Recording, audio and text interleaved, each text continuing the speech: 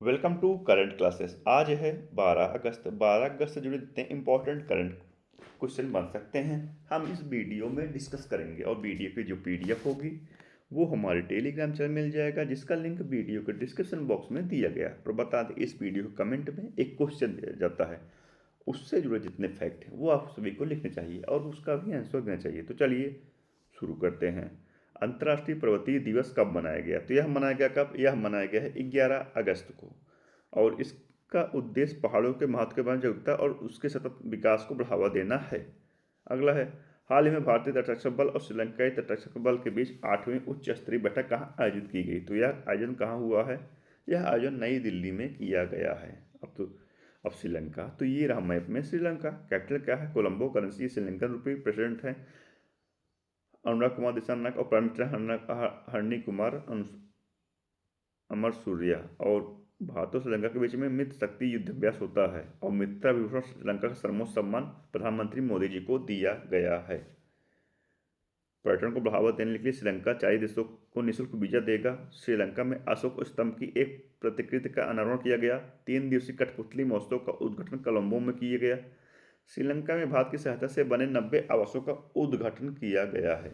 और किस राज्य में कोली समुदाय ने नारली पूर्णिमा मनाई? तो यह मनाई है कहाँ? यह मनाई है महाराष्ट्र में। महाराष्ट्र, तो ये रहा मैप में महाराष्ट्र। कैपिटल क्या है? मुंबई। सीएम है देवेंद्र फडणवीस। गवर्नर है सीपी राधाकृष्ण।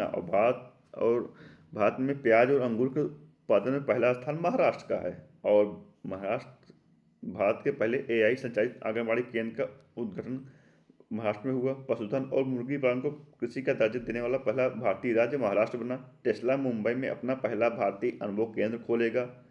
महाराष्ट्र ने विशेष जन समुदाय सुरक्षा कानून 2024 लागू किया।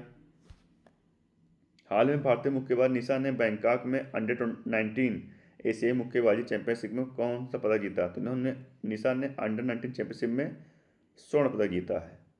अगला है, हाल ही में किसने अपनी पहली पुस्तक वाई द कॉन्स्टिट्यूशन मैटर्स का विमोचन किया? तो यह किया किसने?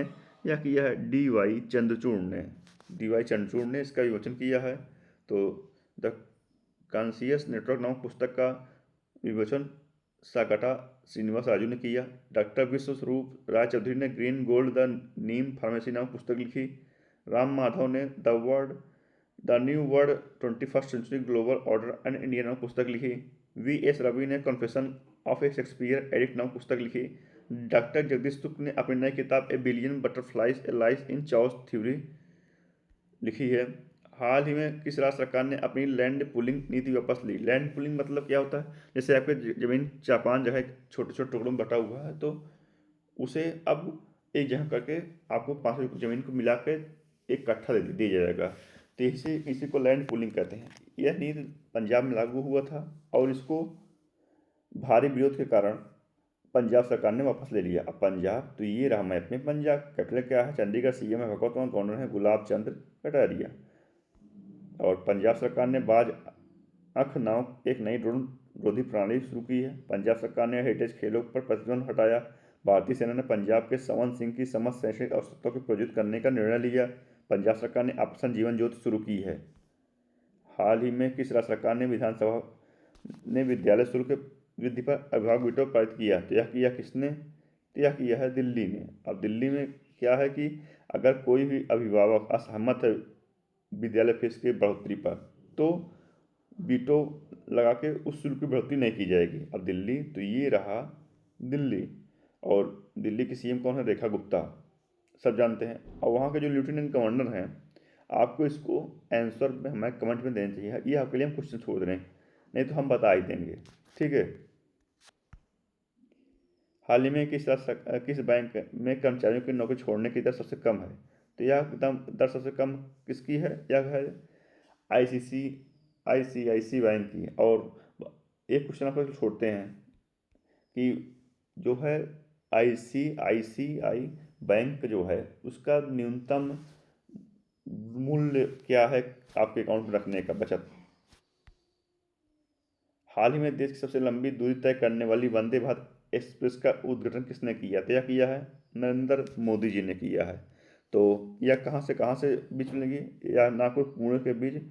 और नागपुर से पुणे के बीच भारत की सबसे लंबी रूट वाली वंदे भारत एक्सप्रेस का उद्घाटन किया गया है। अब हाल ही में कौन दुनिया का तीसरा सबसे बड़ा ऑटोमोबाइल उद्योग बनकर उभरा? तो यह बना है कौन? भारत। पहले पे कौन है? यूएसए। नंबर 2 पे कौन है? चाइना। ठीक है, भारत ये रहा मैप में भारत।